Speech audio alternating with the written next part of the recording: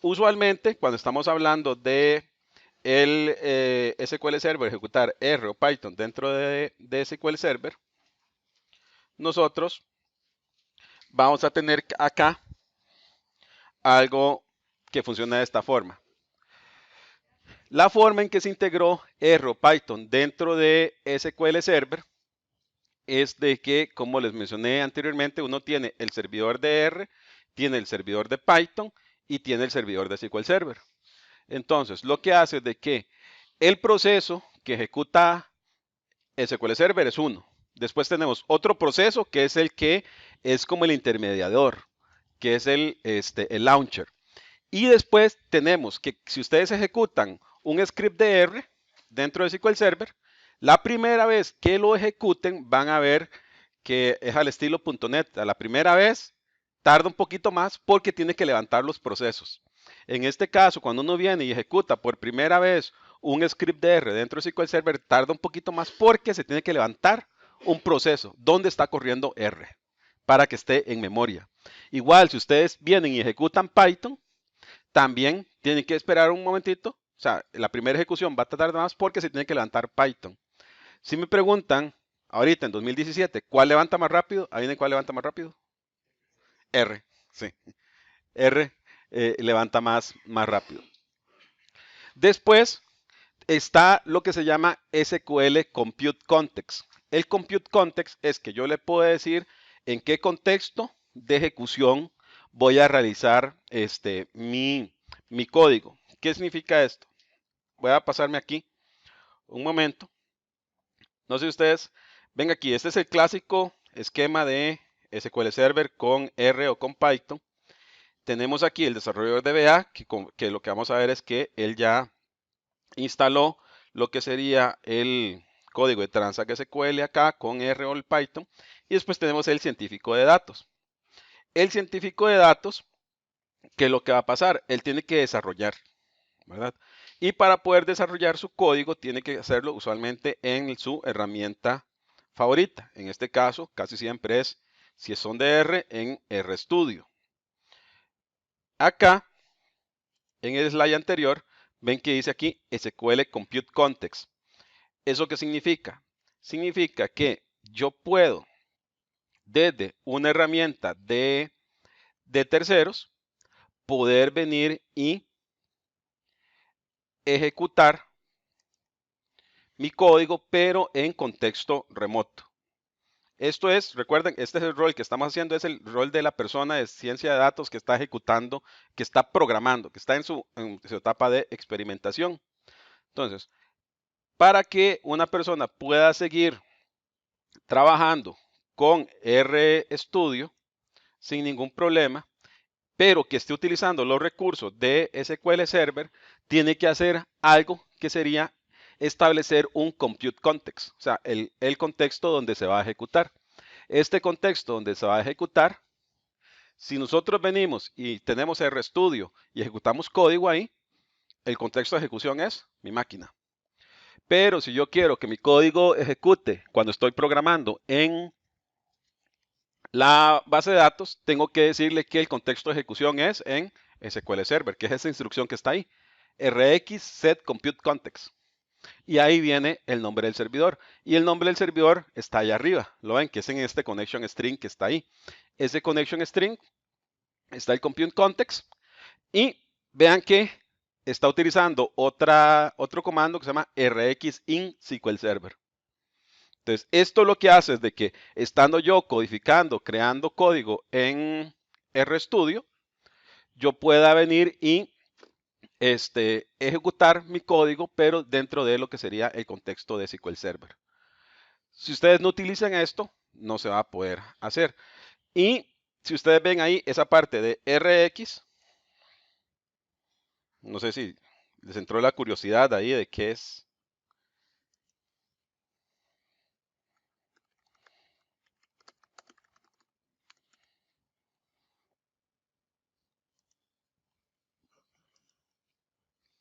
Las bibliotecas de Microsoft, en este caso, recuerden que les había mencionado que tengo lo que me permitiría es eh, poder tener el contexto de ejecución en SQL Server, necesito yo esas funciones de RX, ¿verdad? Esas funciones de RX se instalan con el Microsoft Arc Client. Entonces, si ustedes quieren correr su código, si no instalan el Arc Client, no va a funcionar. Las herramientas o todos los que serían lo que empiezan con RX son las bibliotecas propias ya de Microsoft, que funcionan en R, pero que no vienen con el R por default. Entonces, sí tenemos que cambiar aquí a que sea la parte de el cliente de R. Igual, el Arc Client es gratuito. Y si quieren, pueden ver aquí en la documentación cuáles son las diferentes bibliotecas que existen que ya son optimizadas. Ven que aquí están los R Function Libraries. Voy a hacerlo más grande para que lo vean. Porque aquí cuando estamos hablando de integración de R dentro de SQL Server, ustedes lo pueden hacer programando siempre con R y con las bibliotecas normales y lo van a poder correr dentro de SQL Server. Pero también quiero que sepan que pueden venir y optimizar su código, que es ahí donde está la diferencia. Igual, ustedes ya vinieron y se eligieron cuál es el algoritmo que ustedes quieren, pero después los van a poner en producción. Ustedes van a poder poner su código R y va a correr dentro de SQL Server. Va a correr rápido, pero no va a correr óptimo. Si ustedes quieren venir y correrlo óptimo, van a tener que aprender a utilizar todo lo que serían los R Function Libraries, que era lo que mencionaban ahí, que son las extensiones que tiene SQL Server, que ya están escritas en C++ y que están optimizadas para SQL Server. En este caso, por ejemplo, uno de los casos que tiene Microsoft es lo que sería uno de los récords que él puso el año pasado, que era la parte de récord de hacer scoring. Casi siempre es una preocupación para la gente, para hacer un scoring de algún tipo de algoritmo, ¿verdad? Aplicar un algoritmo. Entonces, ellos con una máquina de 16 GB de RAM con 4 cores, pudieron hacer un scoring de 1.000.000 de scores por segundo. Entonces, prácticamente podía mandarle cualquier carga de hacer de scoring de ese, y eso era para un banco. Para hacer cualquier carga de scoring, lo puedo hacer con un SQL Server, siempre y cuando lo hayan sabido programar, que esa es la diferencia, ¿verdad? Entonces, igual, no esperen tener el 1.000.000 de requests por segundo si lo hacen con el R normalito, ¿verdad? Eso solo para sentar expectativas, ¿verdad? Pero vean que sí existe, digamos. De hecho, aquí todo esto es un lenguaje. Toda esta parte del RevoScalar es toda una serie de funciones y lenguajes que uno tiene que empezar a utilizar para poder hacer la carga de datos más optimizada. Por ejemplo, ven aquí que se llama el RQ Import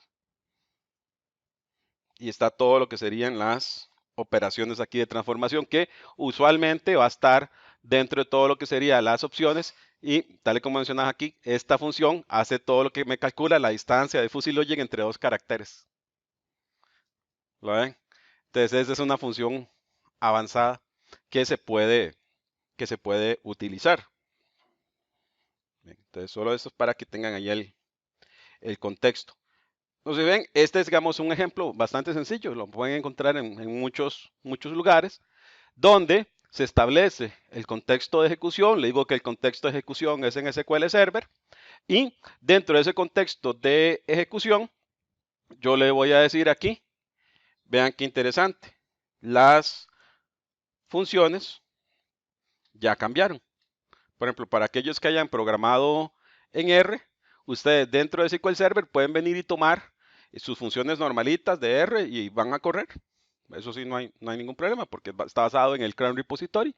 Van a correr, pero sin embargo, si ustedes quieren que corra de forma óptima, van a tener que empezar a utilizar otras funciones. En este caso, las funciones que empiezan con RX. ¿Lo ven? Y si se preguntan por qué el RX, bueno, es porque es R, ¿verdad? Y además porque todas estas funciones fueron creadas por una empresa que compró Microsoft. ¿verdad? Que de hecho todavía está en los blogs, que se llama Revolution Analytics. No sé si vieron que en las bibliotecas hay una biblioteca que se llama Revo. Entonces, lo que es una empresa que compró Microsoft hace como 3, 4 años. Y esa empresa es una empresa dedicada a hacer todo lo que sería desarrollo en R, pero desarrollo en R empresarial. ¿Verdad? Que no es lo mismo. No sé si, que suena muy feo, no es lo mismo hacer las cositas con open source puro para que sea algo así como casero que uno hace en la escuela, digamos, en la U, que después hacer una solución para una empresa. Ahí se ocupa algo que esté más maduro y más optimizado. Entonces, todas estas bibliotecas son creadas por esa empresa que es la parte de las bibliotecas optimizadas. Todas empiezan con RX. Y en este momento Microsoft está haciendo todo esto, lo equivalente, pero para Python. Para que, por eso les decía, si corren ahorita Python es más lento que R. Pero dentro de un par de meses, supondría, van a liberarlo, ahí no sabemos, liberarían la parte de Python para que ya de verdad Python sea mucho más rápido. Ese es el contexto remoto. Igual, si nosotros nos venimos aquí ya a ver un poquito de detalles, igual nosotros vamos a tener aquí todas las diferentes funciones que tenemos dentro de lo que sería nuestro servidor. Y aquí tenemos las diferentes opciones que vamos a tener de ejecución dentro de SQL Server. Ven que aquí ya cambiamos el cliente. Ya no estamos utilizando el RStudio, sino que estamos utilizando el RClient de Microsoft. ¿Por qué? Porque ya nos tiene toda una serie de funciones extra que no vienen con el R normal. Precisamente vean que ahí está todo lo que sería un paquete que se llama RevoScaleR. El RevoScaleR es el que hay que aprender a programar, ¿verdad? Entonces hay que ver cómo yo programo de forma eficiente mis scripts de R. Ya, es convertir la lógica a algo que sea ya más eficiente. Igual dentro de 2016, ¿qué es lo que vamos a tener?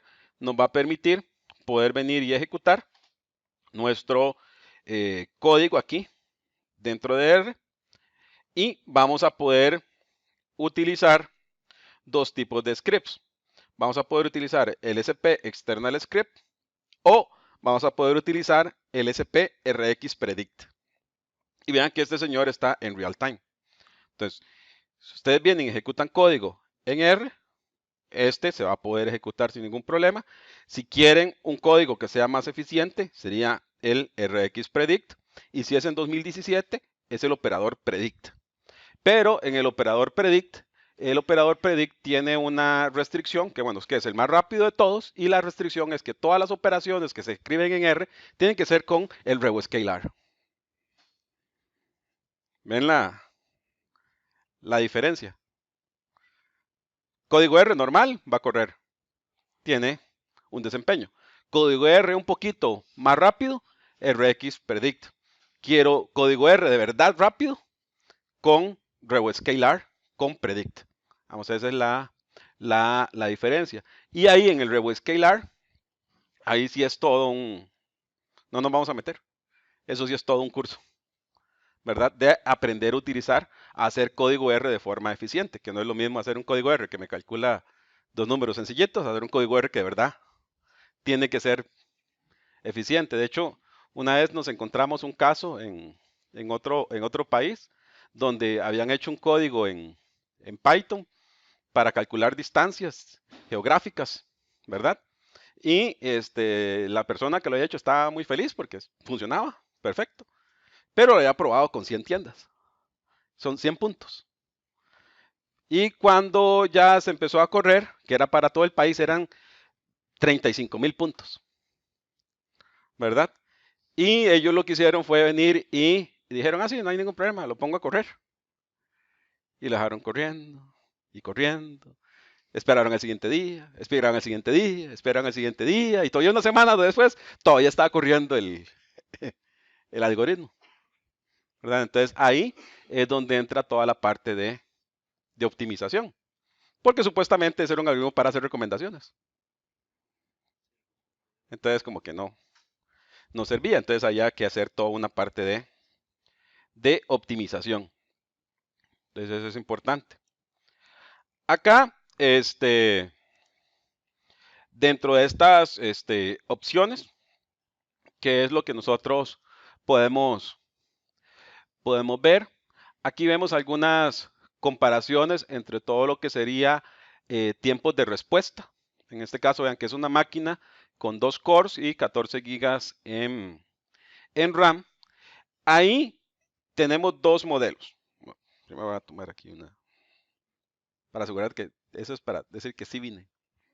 Tomar una foto, porque si no, pero no salgo yo, pero por lo menos sí estuve. Bueno, ahí está. Entonces, ¿qué es lo que nosotros tenemos aquí? Vean que ahí yo lo tengo es el flexible time, eso es código R normal, ¿verdad? Que ustedes pueden tomar, que agarraron un código, lo buscaron en Google, entraron a Udemy, compraron un curso de $50 y bajaron el código, ¿verdad? O entraron y si tienen un poquito más de plata, compraron una suscripción de Pluralsight y ahí vieron y les dieron el código y lo corrieron y está perfecto. Y lo adaptan. Eso sería, por ejemplo, tarda 40 segundos en calcular ese modelo. Una regresión logística. Ven que tarda 40 segundos. El de la par es ya el código R optimizado. 3.5 segundos. ¿Ven la diferencia en desempeño? ¿Verdad? Igual, ya una red neuronal, veamos, para hacer un cálculo de una red neuronal, con el modo flexible, o sea, con el código que bajé de Google, sería 122 segundos. Ya el código optimizado, 2.5 segundos. Igual va a pasar aquí, conforme nosotros vamos aumentando la cantidad de datos. No sé si se notan acá. Vean que estos son 2K, 8K en datos. Vean esta, ya haciendo una regresión logística, digamos que eso es, en cualquier curso se encuentra, ¿verdad? Que es la regresión logística, ¿verdad? Entonces, ¿qué es lo que vamos a tener? Con 2 megas de regresión logística, nosotros vamos a tener que en el modo flexible tarda 9215 segundos. Con el modo real time, o sea, el código R optimizado, 5 segundos.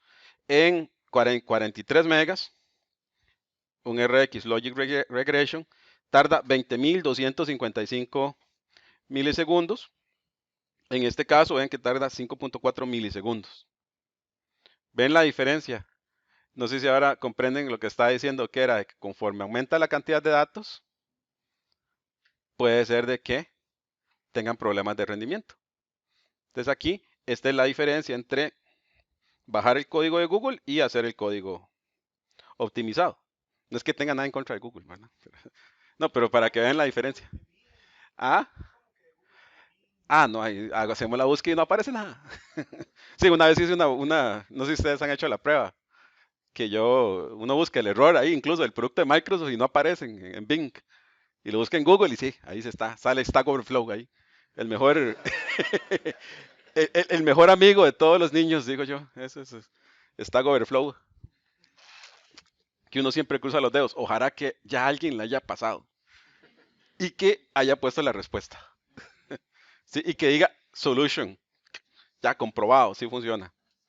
Entonces ven de que eso es algo, digamos, que tiene que tomar uno en cuenta a la hora de estar haciendo aplicaciones ya en serio y no estar jugando de casita, digo yo, ¿verdad? No es que tenga ningún problema, pero usualmente uno cuando está probando, está jugando ahí para ver los datos y uno queda feliz cuando ya le da un dato. Pero cuando ya le da producción, ahí sí ya, sí se le arruga un poco la cara. O cuando le dicen a usted que su código, ahora sí le dicen, sí, perfecto, aquí está su código, ya funcionó. Ok, perfecto, le da un clúster de 30 servidores para que usted lo corra ahí en paralelo. ¿Qué hace usted con su código? Lo primero que va a preguntar es, ¿está preparado para correr en paralelo? Ah, la primera, la primera pregunta que se tienen que hacer. Después, tengo aquí la integración que se hace con Python o con R dentro de SQL Server tenemos los siguientes componentes. El primer componente que tenemos es el Launchpad, que es el servicio que les estaba mencionando. El Launchpad es requerido. Entonces, ustedes vienen, instalan 2016 o instalan 2017. Ustedes, dentro de ese servidor, si ven ahí un servicio nuevo y dicen, este Launchpad lo voy a poner ahí disable, entonces todos sus scripts de R no van a funcionar, todos sus scripts de Python no van a funcionar, porque ese es el proceso que levanta los motores de R y de Python. Después tenemos ese otro motor, que es un servicio, que es el BXL Server. Ese BXL Server también tiene que estar ejecutando, y lo que me hace es, cada vez que ustedes ejecuten un código R o código Python, se le va a levantar el servidor de R o Python con el Launchpad, y el BXL Server lo que hace es de que pasa y hace la comunicación entre los datos del Database Engine y el servidor de R o el servidor de Python. Entonces, igual, ese señor tiene que estar ejecutando. Y después, el satélite, ese sí es una extensión local, ¿verdad? Interna, más bien, es una extensión interna que tiene Microsoft, que es el que permite que la comunicación del engine de bajo nivel de SQL Server pueda hablar con el BXL Server y el BXL Server pueda hablar con el Launchpad. Eso queda más claro aquí. ¿Lo ven? Sencillo, ¿verdad? Solo sigan las flechas. Sí, eso está numerado. Vean, está numerado. Entonces, yo tengo aquí el proceso de SQL Server. El proceso de SQL Server lo que me va a hacer es de que necesito poder ejecutar este código. Entonces, voy a invocar a el proceso que se llama launchpad.exe. Después, el launchpad.exe tiene un DLL, que es el Python Launcher. Todo esto es hecho por Microsoft, ¿verdad? Y después, este señor va a invocar, ahora sí, a su instalación de Python, que es el que teníamos acá, que es el python.exe, python.dll. Después, este otro DLL que está acá, que esa es otra de los componentes adicionales, donde Python necesita poder hablar con SQL Server. Digamos, yo le levanté la instancia. Ok, ¿cómo va a hablar? Va a hablar a través del BXL Server. Y el BXL Server, tengo aquí todo lo que sería unas bibliotecas que lo que me hacen es que me hacen una conversión. Entonces, cuando ustedes han trabajado con lo que sería el SQL Server, ¿verdad? ¿Qué es lo que nosotros tenemos? Por ejemplo, ustedes están trabajando su código en R, ¿verdad? Y ustedes ejecutan un data frame. O en Python sería dataset, dataframe, dependiendo de la versión que estén utilizando, y necesitan leer los datos. Entonces, ese señor que está ahí es el SQL Error Reader Converter. Ese señor lo que hace es que simula un data frame para que Python crea que está leyendo los datos y que los tiene ahí disponibles. Pero en realidad lo que está haciendo por debajo es invocando a este otro componente que sería el SQL Satellite, ¿verdad? Y el SQL Satellite es el que habla con el engine de SQL Server para poder traer los datos. Entonces, el código que está acá está engañado porque cree que tiene los datos, ¿verdad? Ya sea Python o R, pero en realidad no tiene los datos, sino que se los está pasando por batches el SQL Server conforme él los va solicitando. Y si uno utiliza las bibliotecas de RX, que serían las propias de Microsoft, se estaría ejecutando por medio de todo lo que sería queries en paralelo y cargas en paralelo. Entonces ven de que esa es la diferencia. Si de hecho aquí nosotros vemos aquí el SQL Server, yo llamo al execute external script, se forma un namepipe, llama Launchpad, el Launchpad utiliza el satellite process, llama a este DLL que habla con el SQL Server. ¿Ven? Entonces son una serie de componentes que se tienen que estar hablando entre sí. Y ya después, dependiendo de lo que nosotros queremos estar haciendo, vamos a tener ahí todo lo que serían las partes de satellite processes, que es conforme cuántos scripts ustedes estén ejecutando, así va a ser la cantidad de procesos. Entonces, por default, el SQL Server, para no estresar la máquina, ¿verdad? Que estábamos mencionando, por default, si ustedes empiezan a correr código de R o código de Python dentro de SQL Server, está amarrado. Entonces dice, vea, usted lo más que puede utilizar es el 60% de la memoria, lo más que puede utilizar son tantos CPUs, tanto I/O, para que no estrangule al servidor. Entonces eso es configuración que hay que ir, que es una configuración avanzada que hay que ir y modificar, ¿verdad? En los .config para liberar todo lo que sería la parte de el, los datos. Igual ahí, la cantidad de procesos está limitada por default a 20. Entonces, si ustedes necesitan sacarle mayor provecho al servidor, van a tener que aumentar esa cantidad de procesos. Esto sería la parte de ejecución ya más a detalle. Vean que aquí yo tengo el SQL Server, tengo el Launchpad, aquí tengo el R Launcher o el Python Launcher. Este señor va a invocar al RTerm o al PyTerm, ¿verdad? Que sería la instalación que nosotros tenemos. Van a comunicarse a través del BXL Server, ¿verdad? Que está directamente con todo lo que sería el satélite. ¿Ven? Entonces, estos todos son los componentes. Entonces, estos son los que tienen que estar ahí listos.